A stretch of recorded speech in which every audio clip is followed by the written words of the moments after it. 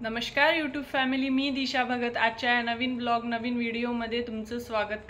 तर आजचा ब्लॉग बनवासाठी मी किती दिवसापासून वाट पाहून राहील, तर फायनली यस मला लय आनंद होऊन राहिला तुम्हाला सांगताना की मी क्वार्टरला चालली आहे, म्हणजेच येले क्वार्टर भेटला आहे।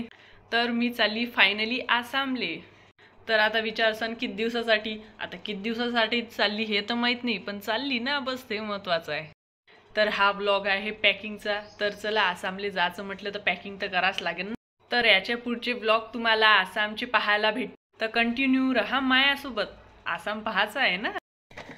पॅकिंग म्हटलं तर सगळ्यात पहिले कपडे आले। आता कपड्याची मॅनेजमेंट करणं याच्यासाठी मी एक जुगाड काढला आहे। तर मी बोलावले आहेत ॲमेझॉनवरून हे प्लास्टिकचे बॅग्स, व्हॅक्यूम स्टोरेज बॅग या बॅगचं नाव आहे। आणि आपण या स्टोरेज बॅगमध्ये लय मोठे कपडे घेऊ शकतो, त्यातली हवा काढून आपण मस्त सोबत घेऊन जाऊ शकतो। चला पाहू मग हे कसे आले आहेत। तर पहिले तर याच्यात हवा काढासाठी एक पंप दिला आहे।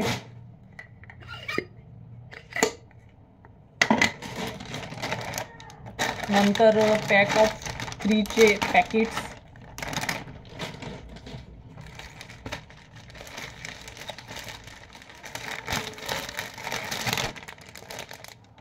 एवढे मोठे मोठे 3 पॅकेट येतात, पाहू शकता तुम्ही।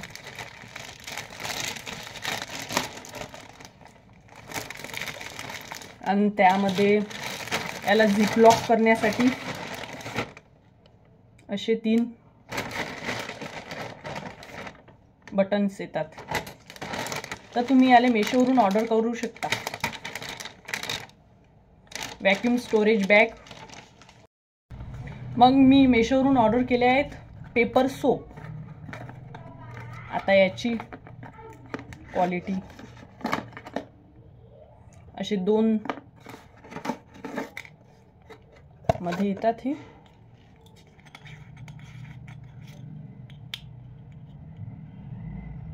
आणि स्मॉल पीसेस मध्ये तुम्ही पाहू शकता।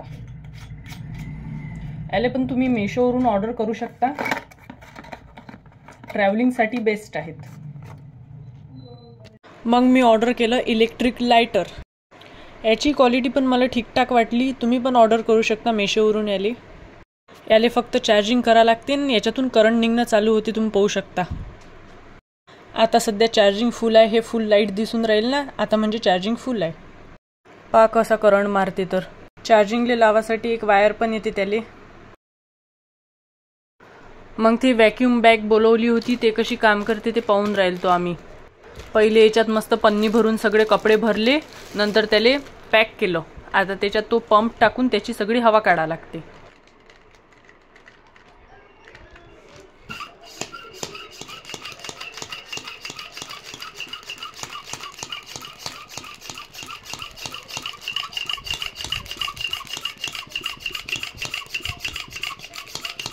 पाहू शकता तुम्ही हवा कशी कमी होत आहे।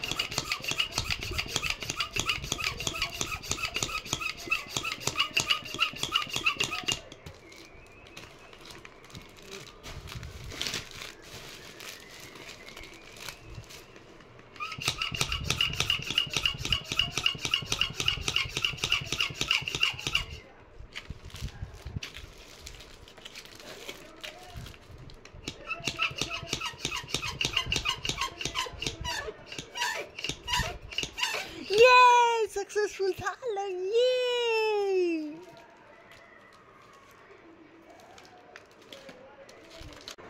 फायनली सक्सेसफुल झालं। मला वाटलं सक्सेसफुल होतच नाही काय, मला कल्लाच खा लागते काय।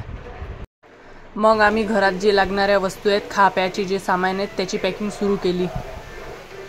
थोडंसं नाश्त्याचं सामान पण घेऊन घेतलं। पहिल्या दिवशी तिथं मॅनेज करणं थोडंसं कठीण जाते ना, म्हणून घरून 1-2 दिवसाचं सामान घेऊन घ्यावं म्हटलं। जेवणासाठी लागणारे भांडे काढून घेतले। पहिले अगोदरचे भांडे आहेत आमच्या जवळ तिथं, पण थोडेसे पाहिजे ना अजून, म्हणून घेऊन घेतले।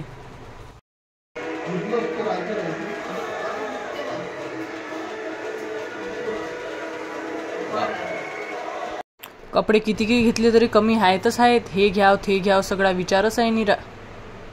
नंतर झाली बाई आमची बॅग पॅकिंग फायनली।